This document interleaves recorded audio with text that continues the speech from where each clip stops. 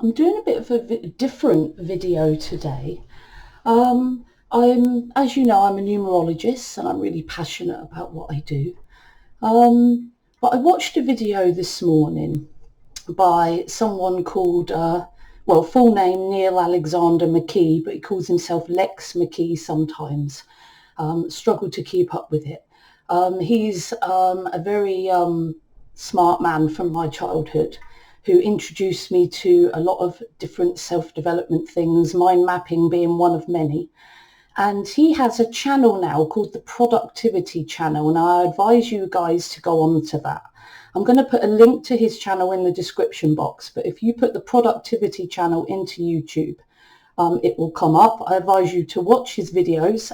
One particular one, subscribe to his channel as well, because he just has so many insights that have inspired me. So I'll put a link to his channel. But one that I watched specifically this morning really inspired me in my intuition. I was actually shaking. In fact, I still am shaking at the thought of the excitement, I guess, of doing a video like this that sort of bears me a little bit open. But I feel in my gut and intuition that I need to do this. Now, he shared a video that has 27 questions for finding your life purpose. Now, my numerology deals with that spiritual big picture and, you know, innovative ideas, bypassing those ideals and understanding the real world. You know, there's many things to develop in numerology. It's a very big picture. And the questions, these 27 questions, there are many. It sort of gets you to be a bit more specific.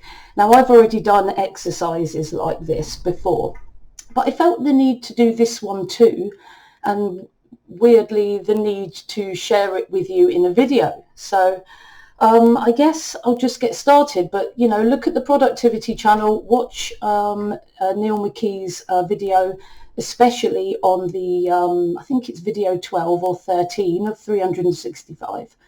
That he's doing daily at the moment. Watch that and look at all his 27 questions. Now, I'm going to read through them again here, but I'm going to answer them as I go and tell you how I would answer the 27 questions to get you a little bit more of an insight into me, why I do what I do, and the life-changing experience that I had many years ago that really kicked me into doing what I do now.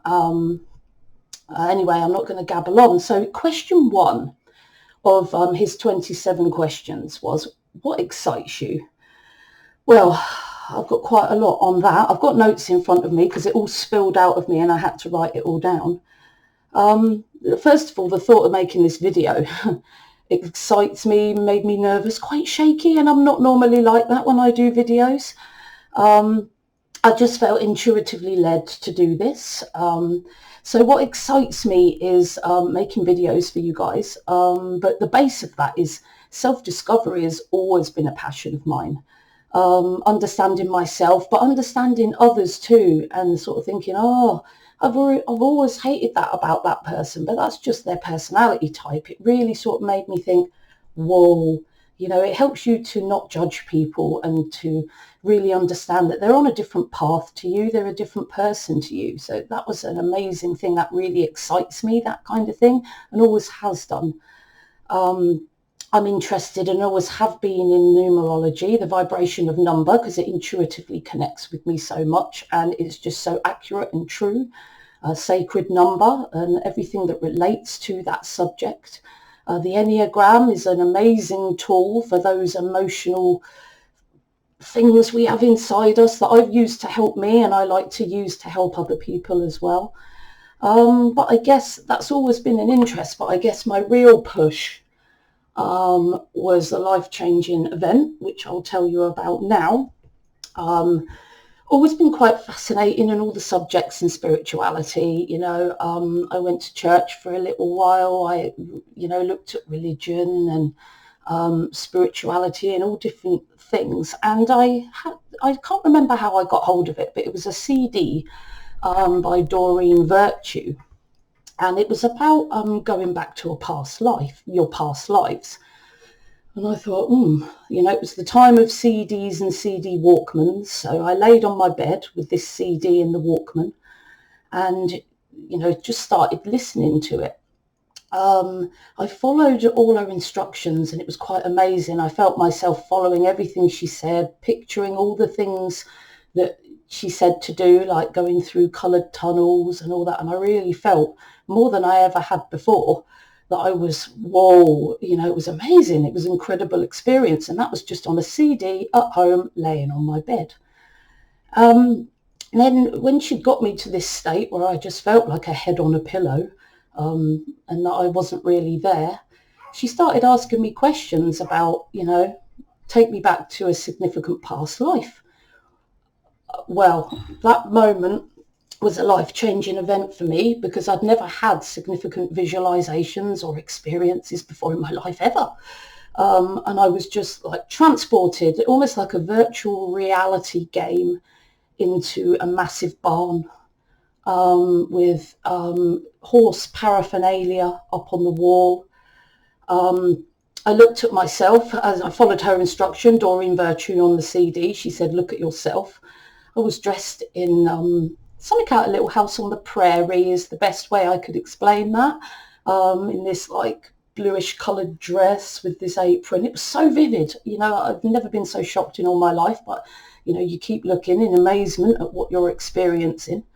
Looked round, saw a man, dark hair, completely different, but I thought, okay, that's my dad. I have no idea why.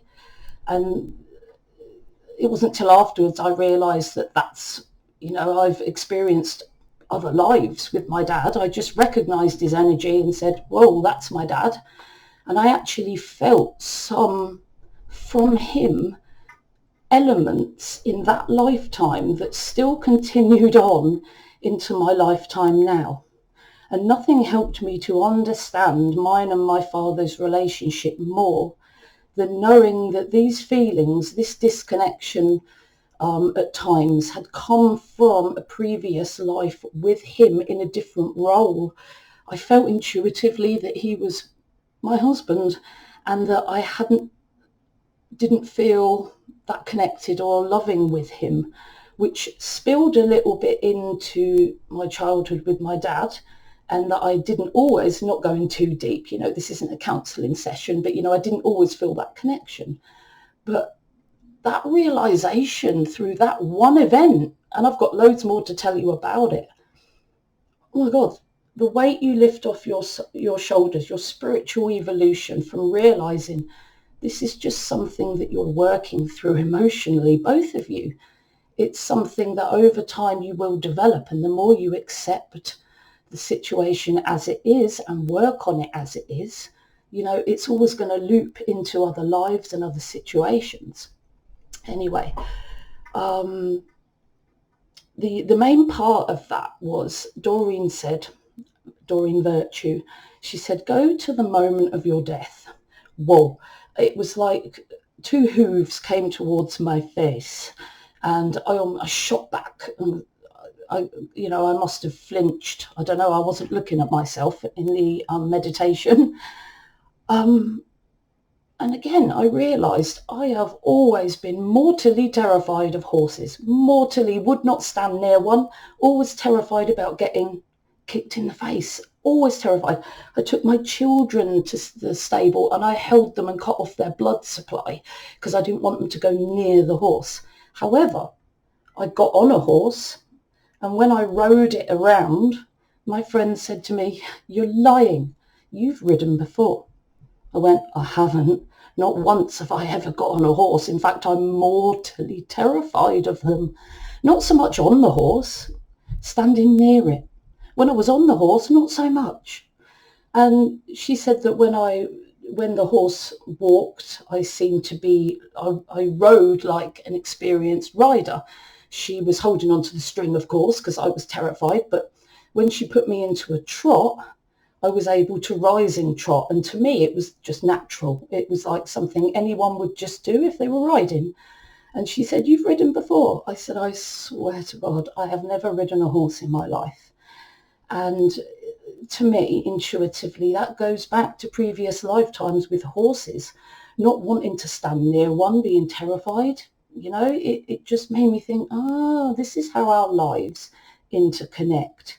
It was an amazing realization for me, life-changing, really, that issues from previous lives link in, from programs I've watched from young, sensitive children that remember their past lives. They leak into the next life and they remember, I didn't remember my past lives, not until I did this, lone meditation on my bed at home. So then she moved me on to my next life.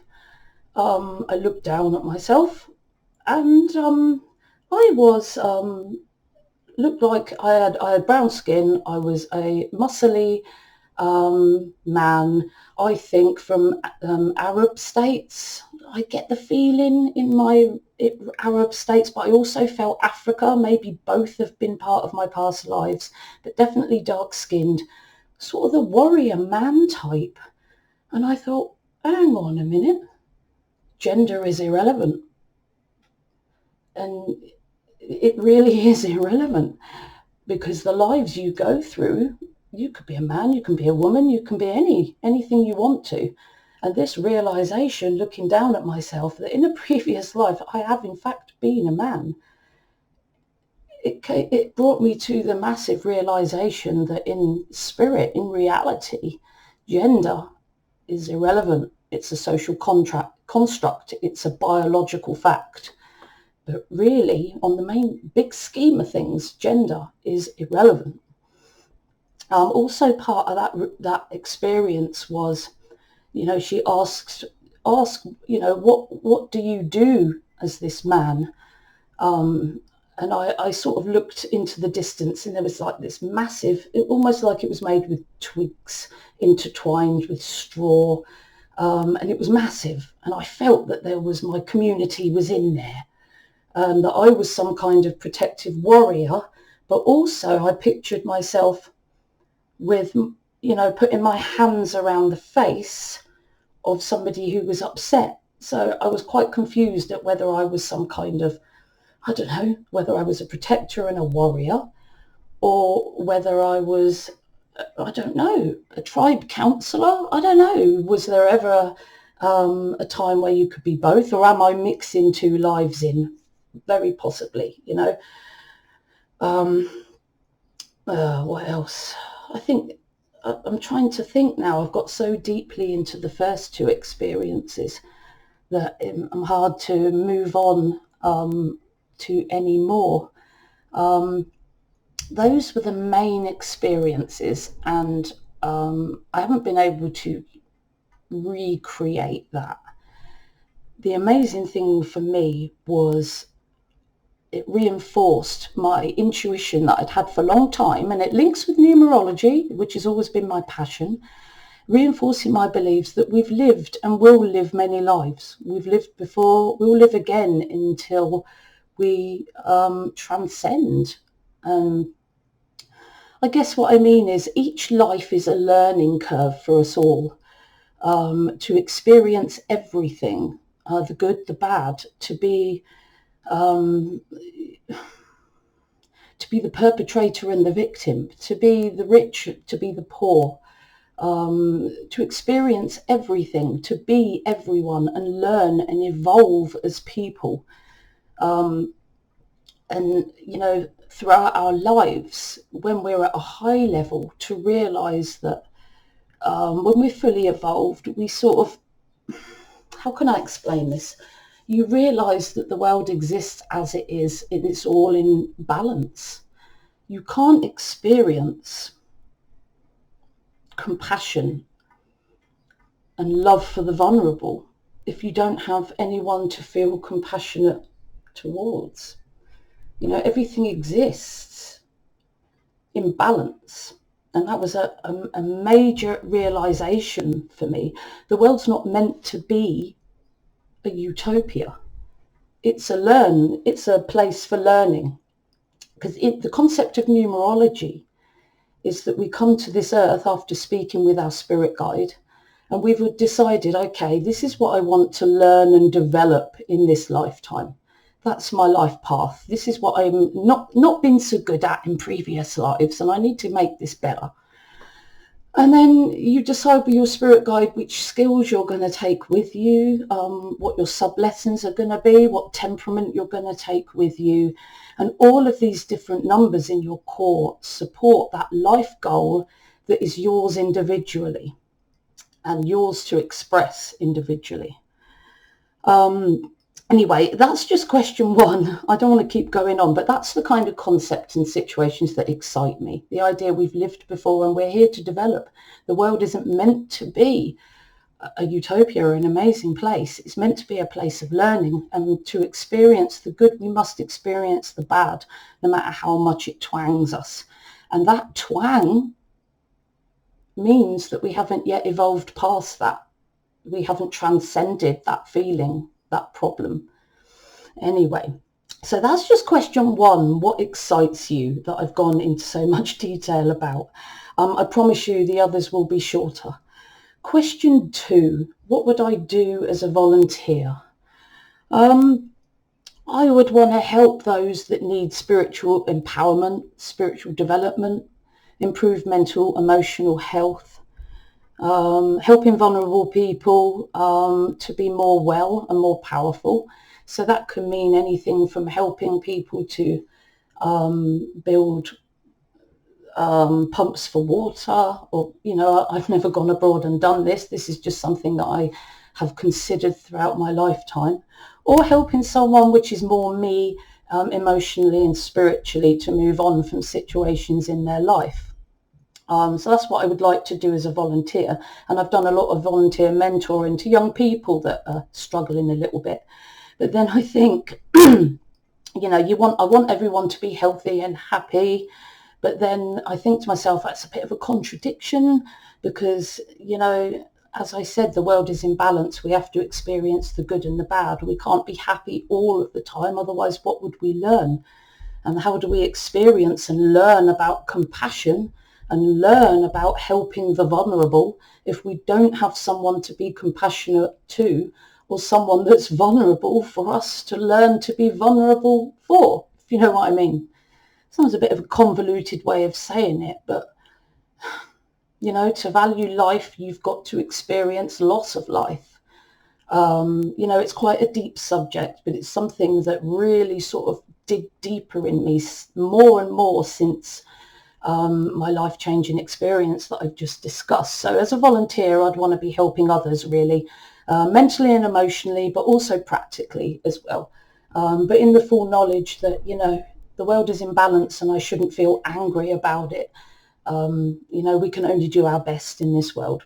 Number three, what was the last idea that woke you up at night? Okay, that's a quick one. It was an idea for my channel, because my channel is my passion and, pretty much a lot of what I think about, apart from my children.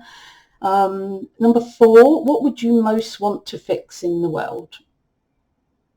Now, like I said, I don't want to contradict myself about the world being in balance. I wrote all this earlier.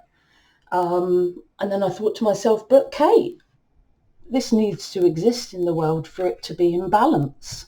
But here goes. This was my initial thought, and then my thought afterwards that I've just contradicted myself, that the world is in balance and, maybe this is meant to happen. But this is what I said when I first thought about answering, what would I most like to fix in the world? I see the world, the media, the government, corporations, they benefit from filling us with fear and lack. The news is filled with murder and rape and bombings and COVID-19 and scaremonger stories. And, I can't watch the news because the energy of the news is so low and it actually makes me feel weak. And then adverts on the telly, telling you have needs. This cleaner isn't what you should be using. This is good. That will kill you. But this, buy this. telling you have needs that you might not have even thought about before, telling you have lack that you may not have even considered before, just to encourage you to give them your money. So that's what's always got to me, sort of situation that I really need to transcend. Because the fact that I'm talking about it now means it's an emotional twang for me, and it's something that I need to deal with and accept, but not promote, and not care about it, but not let it become a disappointment for me in this world. Because how I feel is when people are in a state of fear or lack, they become weak, worrisome and anxious, and they don't do things that maybe before they would have had the strength to do in the world. The impact of fear-mongering and lack has a massive impact on our mental and emotional health as a world, and it shows with all the statistics. It just shows. Also I've ranted on here about, how we give OBEs, or whatever you call them, all these awards and lordships to people that are making lots of money, like high-level businessmen. We really give them all the awards. People that kick footballs and make loads of money, let's give them an OBE. For me, I've always been anxiety or fed up that the systemic things we value in this world is bringing us to ruin. It's all about materialism and money, and I feel that we should be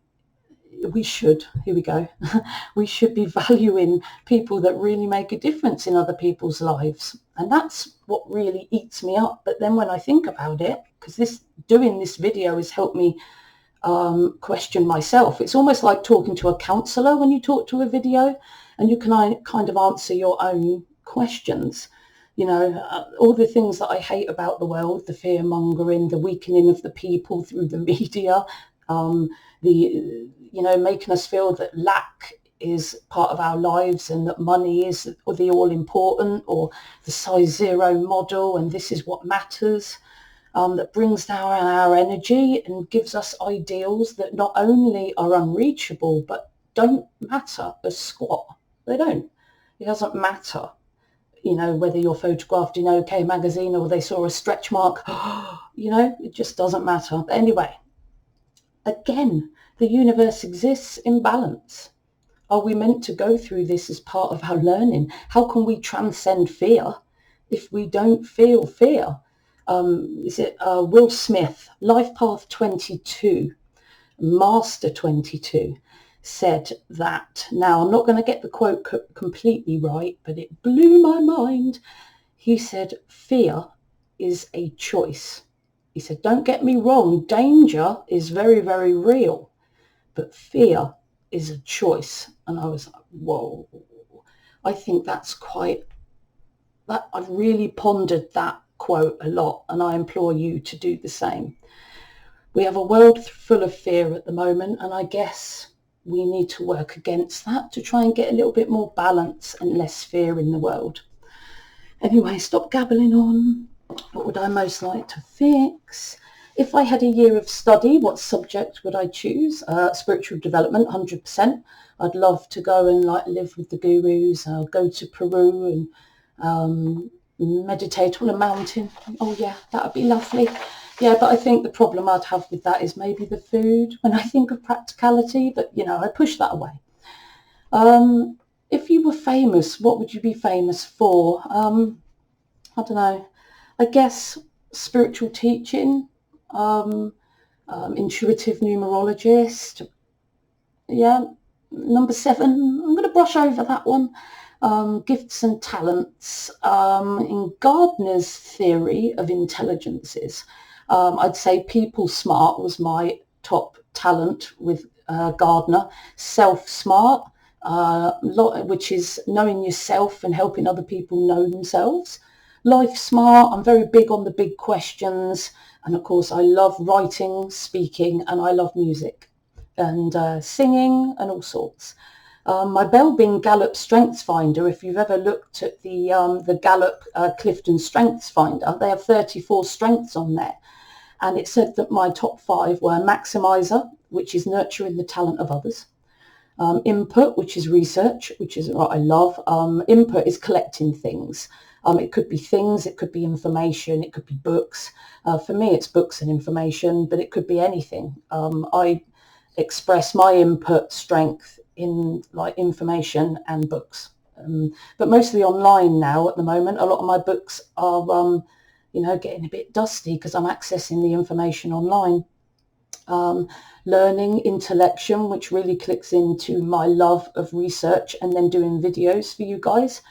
And connectedness, which is quite spiritual. It's about realizing we're all as one, and what you do to someone comes back on you. If you're, what you do affects the whole, like a ripple in the water. Gifts and talents. I'm really interested, I suppose, in the motivational maps. I guess my passion for self-discovery would be another one of my gifts and talents. But unique ability really stumped me. The next question, number 8. What is your unique ability? And I'm thinking, well, there's nothing that I do that someone's not done before, I guess. And then I thought, hang on, it's all the little bits that might be other people that all link to, how am I going to explain this? I guess it's all the little elements brought together is individually me. So I might be the same personality type as someone else, but I wouldn't be the same talent, have the same talents as them, or the same motivations, or the same purpose. So I guess it's bringing all, what makes me unique, I guess, is bringing all the little bits, the personality test, the spiritual meaning, the numerology numbers, the Enneagram number, bringing it all together, I suppose, is what makes me the unique me. It's no one particular thing. It's how all the different parts of me come together to make me, for want of a better word. I'm going to move on. What am I phenomenally good at? This one took me a while. I suppose when I was at work, I was really good at building rapport with others. And I seem to really get on with young people. I think it's probably because I'm a big kid myself, but I'm good at building rapport with young people, especially the naughty kids, because I was a bit of a naughty kid myself, and I share a lot of their feelings and understand them. And I love connecting and building rapport with adults as well, with anyone. And it's just something I've always loved and found quite easy, I guess. Next, what do you miss when you're on holiday? My mum, my close friends, sometimes a bath, because sometimes you go to these places and lordy lord, there's not even a bath, only a shower. I know that's not very economically, environmentally good, but I do love a bath. I do love a bath. Or some places you go, there's no oven. So sometimes you miss the things you've got at home, but I guess I miss because you're on holiday with your family, you spend time with them, you use your time well, you explore the country. So I guess not only do I miss my friends and family from at home, but I miss my time for research and introspection that I have at home, that I have less of or none of on holiday. Next one, what do I want to be most remembered for? A loving mum. I want my kids to have good memories of me. Sounds a bit morbid, but how do I want to be remembered is quite a morbid question.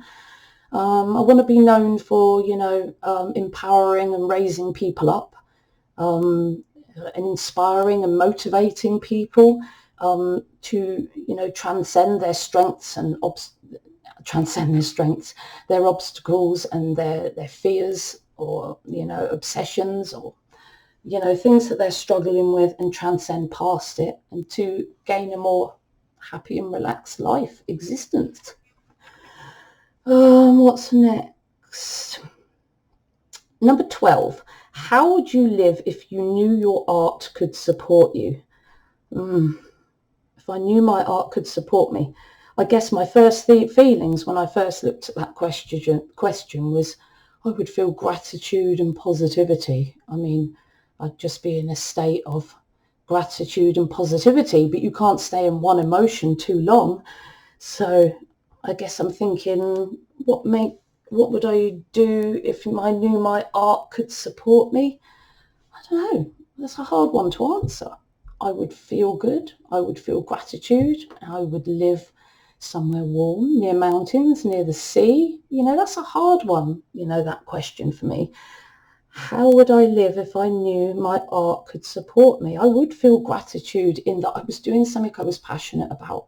And there's so many people that are caught in this job that just, keeps them going, and it's not their passion. And it would be amazing if everyone could do the job that is their passion. That's why I do my other channel, Career Talents, because in the real world, when I'm not working for myself, I'm a careers advisor. So I've started a new channel called Career Talents as well, where I use self-discovery and job profile information to help people choose the job they want. So it's all linked in.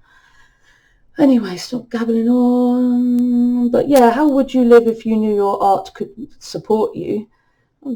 I keep asking myself that question. In gratitude, positivity, I'd live somewhere near mountains, and I would be time freedom. I wouldn't have any restrictions, anyone telling me what to do, work when fits me, all the utopian things that we all dream of. What makes you feel invincible is question 13. I guess buffeting and removing my attention from and away from anything that instills fear and lack within me, anything that weakens or makes me feel weaker. And helping others to do the same, to deflect the negative energy and feel powerful, whatever's going on or whatever hits them from the media. That makes me feel invincible because I feel that I can buffet the world if necessary. I mean, it might be a delusion, it probably is, but it helps to protect me from whatever will come at me, removing my attention away from things that I know are going to lower my vibration is very much what I'm learning and what I help, try and help others to learn, as well as finding direction. What's next? What makes me happiest? Sitting with my children, my family, close friends, also sitting in introspection, researching, thinking, musing, and having that time freedom to do that, having no restrictions and nobody telling me where I've got to be and where I've got to go, to make a difference in the world, but to do it my own way with my own talents and to my own purpose. To be able to make money from my passion is something that I'm working towards. What's the next question? What is my dream job? Earning money, being able to support myself, working for myself under my own brand as a spiritual coach. I'm also a career coach, life purpose coach. Basically anything that coaches someone to be stronger, to be better, to feel good and be able to take action on what they want in their life. And to do that and schedule my own hours when I feel that I want to. If I want to take a day off, I will, that's the sort of thing. That's my dream job. I run by my own time, coach people over Skype or one-to-one. What with this COVID thing, it's going to be over Skype, isn't it? And, help others, make a difference, raise people up, but also have time for me, because I think that's important, time for my own life. Number 16. What is my non-negotiable principles? Couldn't think of any other than to make my own decisions. That's my non-negotiable principle. Make my own decisions. I've had to negotiate that all my life, and I'm working towards that being a non-negotiable. Because, needs must. There's often a lot of things that need to be negotiated when you have a family to support, of course. But as I'm developing and getting older, this is becoming my non-negotiable, making my own decisions, running my own time. Number 17, if you could have, be, or do anything, what would it be? I guess to be able to channel and connect to spirit easier. My life path is to be a spiritual teacher and an inspirer, bring messages to people. But I tend to overthink and let logic take over a lot and not listen to my intuition enough. So that's what I want to develop towards, to channel and connect more effectively, to help myself and to help others evolve, to be able to, commune more with spirit without letting my logical mind intercept, which is what I do a lot. Number 18. If income wasn't a limit, how would you spend your time? Traveling, coaching, relaxing, researching, near sea, mountains, nice warm weather, but close to amenities, of course, because, it's nice to be able to pick up a nice meal when you need, or go to the local supermarket. A bit of sun wouldn't go amiss. I love a bit of warm. As I get older, the cold's starting to really affect me. God, I don't like getting older, but, I'll be on to my next life. So anyway, number 19, what would you change in the world? Okay, like I've said, that's a similar question to a previous one about what would I want to fix? The world is a school. It's in perfect balance to educate us all. So we've got to experience it all. So why would we want to change the world to experience only one thing? How would we learn all the other things that we need to learn to evolve and develop in this lifetime? So as much as, it's not that children getting hurt, breaks my heart. Animals getting badly treated and, the vulnerable getting hurt breaks me. But, the universe exists in balance, and it's something that I struggle with but need to try and accept and transcend and just help, but not feel so broken and disappointed that it is, and be more focused on, as much as I can, helping it not to be. But, the world's a big place, one person, one group.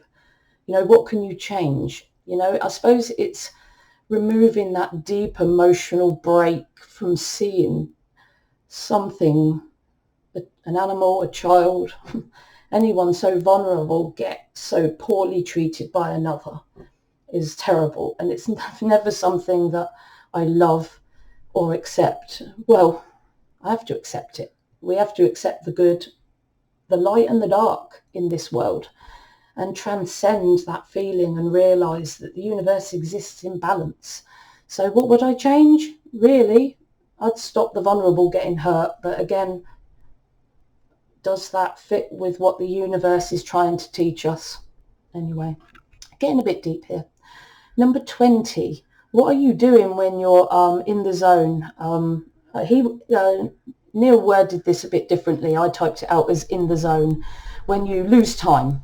I guess last time I lost time was when I was researching my spiritual numerology, meditating on my intuition of the information, and creating videos. I tend to lose a lot of time, in fact most days, doing that research, spiritual connection, and the making of videos to help other people. It's just what I love, and that's what I do when I'm in the zone, and I lose a lot of time there. What do I want to be known for? What do I want to be known for? Being loving, raising people's vibration, helping people find direction, purpose, helping them feel stronger that they can take action in the world despite the obstacles that they may hit. So I want to be known for helping people to do that. What do people thank me for? My mum thanks me for cheering her up. I guess my clients, my coaching clients, my numerology clients as well, thank me for helping them, most importantly for helping them answer their own internal burning questions that they haven't been able to answer throughout their life, and re-find that direction and purpose and feel motivated and inspired to move forward. That's what people normally thank me for, and I'm grateful for that, because that's what I want to do. You know, I'm following my path. There's just some difficulties along the way. Like Neil said in his video, you need to find something that the world finds valuable, and then being able to make money from that. That's something that is a weakness of mine that, you know, I hope to develop past. So that's what people thank me for. Book title to change the world. What book title? I guess Let's Raise Your Vibration, people. Something about the big questions, numerology, helping people find direction. I don't know what the book name would be. Let's Raise Your Vibration. Help you find your path. I don't know. That would take a lot of thought. And a lot of these questions have taken a lot of thought. I'm mentally and emotionally exhausted, but that's good. You know, it's all self-development. Favourite genre of book, magazine or movie? I guess books, numerology, spirituality, anything about human talent and potential, personality, all the personality types. I've read them all. The motivational maps, what motivates people, what makes people passionate. This is all the subjects that I love. On YouTube, I love to watch things about the unexplained, the paranormal, the glitches in the matrix, the wonder of the multi-dimensional world, and that it exists with us, and, well, all those big things. I love that kind of book, that kind of movie, but also like movies about people with extraordinary talents or abilities, like Pistol Pete or Little Man Tate, you know, people that have shown immense talent in the world and how they've come through that.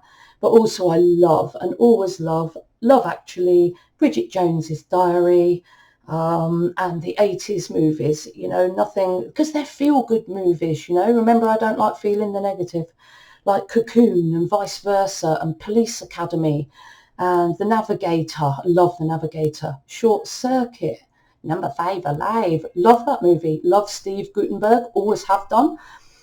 Feel good. Anything that, you know, takes, like, you know, the heaviness of the world away, basically. 25. We're nearly there, guys. What beliefs would I stand up for? That's a difficult one, because beliefs are rooted in the ideals of a utopian world, which I've already said exists in balance of good and evil for us all to experience everything. So what beliefs would I stand up for?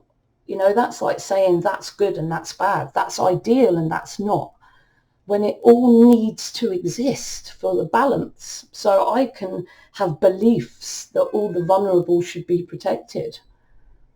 I could have beliefs that people should not tell other people what to do. But we need commanders, we need followers. You know, what I believe isn't necessarily what the world needs, or what will, you know, I think my beliefs show where I need to develop in a lot of things, you know. So I guess the beliefs I would only stand up for would be, you know, develop yourself, listen to your intuition. Don't listen to other people telling you what to do or say unless it really rings in your intuition, or they're a spiritual leader and they know what they're talking about. You know, the world exists in balance, like I keep saying, you know, and we need to experience the good and the bad. The utopia teaches us nothing. You know, I've been told that I'm an empath as well. And, you know, all this problems where people hurt the vulnerable and things on the news, I just can't watch it, because the impact of that negative energy, just, I'm so sensitive to it. So, you know, it's good for me to try and transcend that by the realization that it all must exist in balance, you know, but it's something I'm still working towards. Number 26. There's only 27, guys, nearly done. What have I written here? What would you go for if you knew you couldn't fail? I'd run my own spiritual business with no financial worries, be able to support myself comfortably, and I would be in full knowledge that that's going to happen. But I've asked the universe for that, so now I'm just, thanking the universe every day that that's going to happen for me. So I know I can't fail because I've asked the universe for it, basically, but I've just got to get rid of my worries and my blocks that stop me from taking from the universe what the universe provides for me.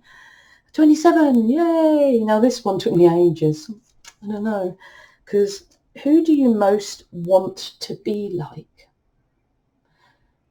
I guess someone that I revere, someone like Deepak Chopra, who is a spiritual teacher of others and changes lives and inspires others. I don't want to be him, but someone like him, I guess. That is all 27 questions that I felt the need to open my heart and tell you about. But it has been, even though I ask myself these kind of questions a lot, these 27 questions that I've just gabbled on about, I think it's worth you watching Neil's video. Don't forget, go to the productivity channel. I'm going to put a link to it in my description box. Look at his 27 questions. You're going to have to pause between each one because it goes too fast for you to write it down anyway. It was too fast for me to write it down. Pause and think of each one. And it's been really useful for me to do that today, quite enlightening. I think that's it, really. Try them 27 questions. Go through it yourself. If you've got any comments or questions or anything from this video today, please leave it in the description box. As I've said, I'll put links to my social media in the description box. And please subscribe to my channel. Click that bell icon so you're kept all up to date with all my loony uploads. Like my videos, that would be really useful. And as ever, guys, trust the intuition, trust your soul, trust the soul within you. Only you and your perception and your intuition knows best. See you soon.